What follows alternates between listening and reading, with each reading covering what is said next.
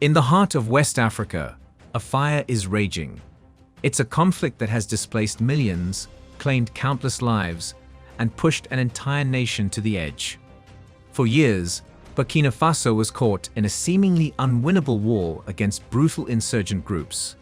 Its Western partners, especially its former colonial ruler France, offered solutions that never seemed to work and promises that felt hollow as the country spiraled deeper into chaos. The government was failing, the army was losing ground, and the people were losing hope. Then, everything changed. A 34-year-old captain, Ibrahim Traoré, a man virtually unknown to the world, seized power. In a series of moves that sent shockwaves across the globe, he tore up the old rulebook.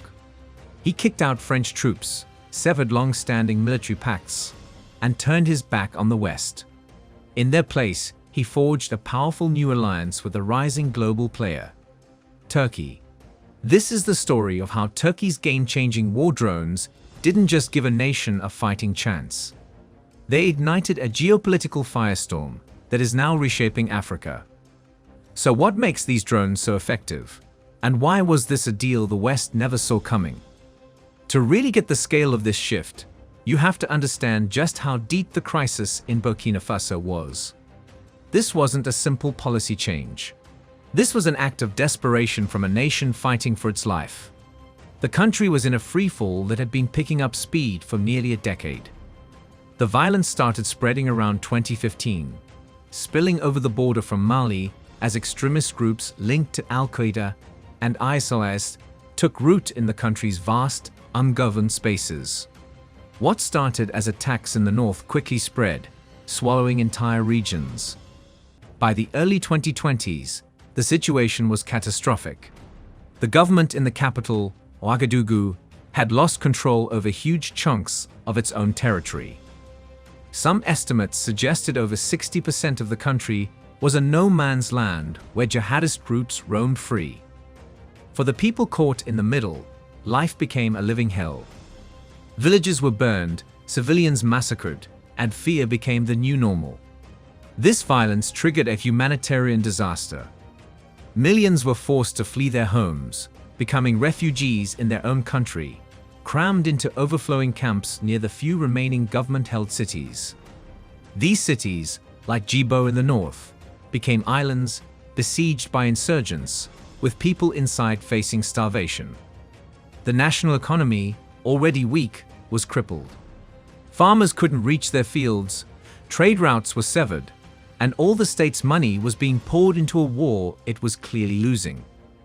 In the middle of all this was France, the former colonial power, which had kept a deep military relationship with Burkina Faso since its independence. For years, France was the main security provider in the Sahel. In 2014, it launched Operation Barkhane, deploying thousands of troops across the region with advanced weaponry. On paper, it was a powerful force. But for Burkina Faso, the results weren't just disappointing. They were disastrous. Despite the huge French military presence and billions in Western aid, the violence got worse. A feeling started to spread, not just with the public, but inside the Burkina Faso military. The French strategy wasn't working. Worse, many saw it as a new form of colonialism that cared more about French interests, like protecting uranium mines in Niger, than the safety of the Burkina Faso people. This anger spilled onto the streets. Massive protests broke out in Ouagadougou, with people waving Russian flags and demanding French soldiers leave. They saw the French presence not as a solution, but as a symbol of a failed past. They saw their own government as weak, unable to stand up for itself or protect its own people. The Burkina Faso army felt this most. They were on the front lines, outgunned and taking heavy losses, while the promised support from their powerful ally seemed to make little difference. The military was broken and demoralized.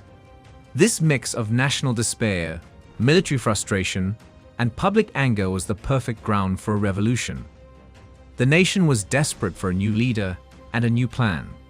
They wouldn't have to wait long. An era was ending, and a new one was about to begin with the crack of a coup. On September 30, 2022, the change finally came. Captain Ibrahim Traoré, a 34-year-old officer from an anti-terrorist unit, seized power, throwing out the military junta that had itself taken over just 8 months earlier. To the world, he was a nobody, but in Burkina Faso, he was the face of a generation's frustration.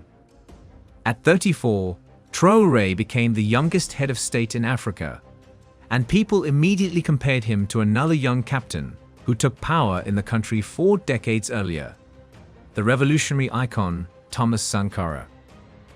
Traoré leaned into this image.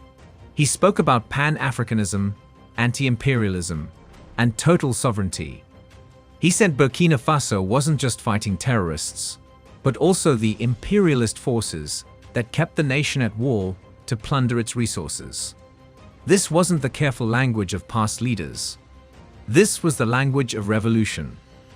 His popularity exploded, not just in Burkina Faso, but across a continent where anti-French sentiment was rising. Polls showed that most Burkinabe now saw military rule as a necessary evil to get the country back on its feet. Traoré was more than a coup leader. He was a symbol of a clean break from the past. And he moved fast. His first and most dramatic move was to confront France directly. The message was blunt: get out. He kicked out the French ambassador and demanded the complete withdrawal of all 400 French special forces. It was a stunning rejection of decades of military partnership, something that would have been unthinkable just a few years before. He tore up the military deals that tied his country to France. This wasn't a negotiation, it was an eviction. This left a huge strategic hole. The question was, who would fill it? The answer came in 2 parts. First, Traoré looked to Russia. Like his neighbors in Mali and Niger, he saw Moscow as a practical partner that could provide soldiers and weapons without the political strings attached to Western aid. Russian military instructors soon landed in Ouagadougou, and deals were signed for everything from military training to a potential nuclear power plant. But Russia was only half of the plan. The real game changer, the partner with the technology to break the military stalemate, was Turkey. Ankara had been quietly growing its influence in Africa for years with its Africa initiative. Turkey presented itself as a different kind of partner, one with a non-colonial past, offering a win-win relationship built on respect. While other powers were caught up in geopolitical games, Turkey was combining defense sales with trade, aid, and culture. They weren't just selling weapons, they were selling a new model of partnership that appealed to leaders like Traoré. This shift was quickly followed by a regional power move. In September 2023, Burkina Faso, along with the military governments of Mali and Niger, formed the Alliance of Sahel States, AES. This was more than a defense pact. It was a new political and economic bloc designed to counter the Western-backed regional group ECOWAS, which all 3 nations later left. The AES announced plans for a shared passport, a joint investment bank, and maybe even a new currency. A new axis of power was being built in the Sahel, united against jihadism and sharing an ideology of anti-imperialist sovereignty. Traoré wasn't just changing his country's foreign policy, he was redrawing the map of West Africa. And the key to his new military strategy was a weapon that had already proven itself on battlefields from Libya to Ukraine: the Turkish drone. The arrival of Turkish drones in Burkina Faso was a revolution for the country's exhausted army. This wasn't just another arms deal. It was like getting a silver bullet, a weapon that would completely change the war. From a new secret airbase near the capital, Traoré's new arsenal took to the skies, and the battlefield was never the same. The stars of this new fleet were 2 drones from the Turkish company Baykar. First was the world-famous Bayraktar TB2. This drone can stay in the air for over 24 hours, silently watching from high above the battlefield. Its real power is its precision. Armed with laser-guided missiles like the MAML, it can hit targets with pinpoint accuracy, which should minimize collateral damage while maximizing impact. But Traore didn't stop there. He also got its bigger, more powerful sibling, the Bayraktar Akinci. The Akinci, which means raider, is in another league entirely. It's a strategic combat drone, the kind that can carry out missions once reserved for fighter jets. It flies higher, faster, and longer than the TB2, but its biggest advantage is its payload. While the TB2 carries about 150 kilograms of weapons, the Akinci can carry up to 1,500 kilograms, including bigger bombs and long-range missiles. The Akinci is also packed with advanced tech, like state-of-the-art radar and electronic warfare systems. It has satellite links that allow it to be controlled from thousands of kilometers away. Basically, the Burkina Faso army went from being outflanked in the bush to having an air force that could see everything and strike anywhere. The impact was immediate. The drones gave the army what it desperately needed: superior intelligence. They could track insurgent movements in real time, find their hideouts, and follow their supply lines. This information fed directly into precision strikes. Convoys of fighters on motorcycles, who once moved freely, were now easy targets. Hidden camps were destroyed from the sky. The psychological effect was just as powerful, spreading fear and paranoia among the insurgents. This new power allowed for major military operations that were previously impossible. In a key operation in December 2023, the army, guided by its drones, launched a massive assault near the besieged town of Djibo, reportedly killing hundreds of insurgents and breaking the blockade. For the first time in years, the government started reporting that it was reclaiming territory. Military analysts called the drones a major operational gain. Just as important, this partnership was about more than just buying drones. In a move that backed up Traoré's talk of sovereignty, Turkey helped set up a drone training center in Burkina Faso. This wasn't about depending on foreign pilots. It was about teaching Burkina Faso soldiers to fly, maintain, and arm their own drone fleet, giving the nation true ownership of its defense. However, this new power came with a dark side. Using such deadly weapons in a messy conflict carries huge risks, and the army's drone campaign has been stained by credible reports of civilian deaths. Human rights groups have documented several incidents where drone strikes, which the government called successful anti-terror operations, actually killed large numbers of innocent people. One of the worst examples was in August 2023. The story of Burkina Faso's pivot to Turkey is a snapshot of a much bigger global shift. The effects are spreading far beyond the Sahel, signaling a deep realignment of power across Africa. This isn't just about one country swapping partners. It's a clear sign that the old post-colonial order is dying and a multipolar world is rising. For decades, France dominated the security of French-speaking Africa. Paris called the shots and was the main foreign power broker. That era is over. The expulsion of French forces from Mali, Burkina Faso, and Niger is a historic collapse of French influence in the region. This has created a power vacuum that new, ambitious players are rushing to fill. Turkey and Russia are leading this new scramble for Africa. They offer a different model, one without the colonial baggage and lectures on democracy that often come with Western aid.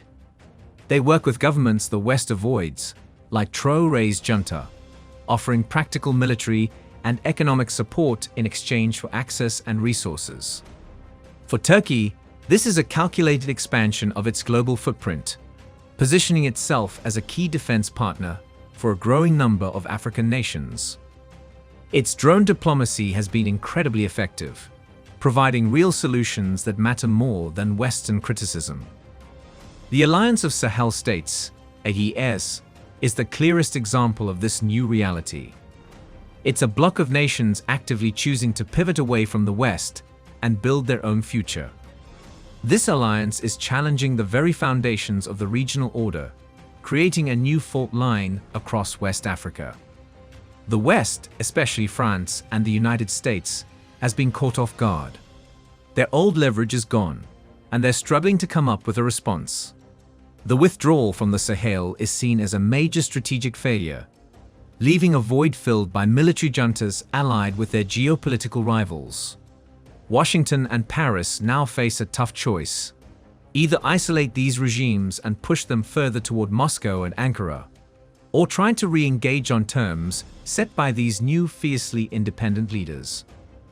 What happened in Burkina Faso is now a playbook being watched all over the continent. It shows that African nations have more choices than ever before. They are no longer stuck choosing between East and West. They can now build alliances with a range of middle powers like Turkey, creating more complex and diverse foreign policies that put their own national interests first. The story of Ibrahim Traoré and the Turkish drones is a powerful story for our time. It's about a nation on its knees, torn apart by a war it couldn't win. It's about a young, bold leader who gambled everything on a radical break with the past, armed with a powerful new message of sovereignty. And it's the story of a technology, the Bayraktar drone, that gave him the military muscle to make that gamble pay off, at least on the battlefield. But this isn't a simple story of good versus evil or technological salvation. The path Traoré has chosen is risky. He's traded a reliance on the West for new partners whose own goals might not always align with Burkina Faso's. What's certain is that the ground has shifted for good. The era of Western dominance in the Sahel is over. A new chapter has begun, written not in Paris or Washington, but in Ouagadougou, Bamako, and Niamey, with critical support from Ankara and Moscow. This isn't just the end of a chapter for Burkina Faso. It's the start of a new, more assertive, and far more unpredictable era for the entire continent. But what do you think? Is this a real move towards sovereignty or a risky bet with a new set of foreign powers? Are the victories on the battlefield worth the tragic cost of civilian lives? Let us know your thoughts in the comments below. And if you want to keep understanding the complex forces reshaping our world, make sure to like, subscribe, and hit the notification bell so you never miss an update.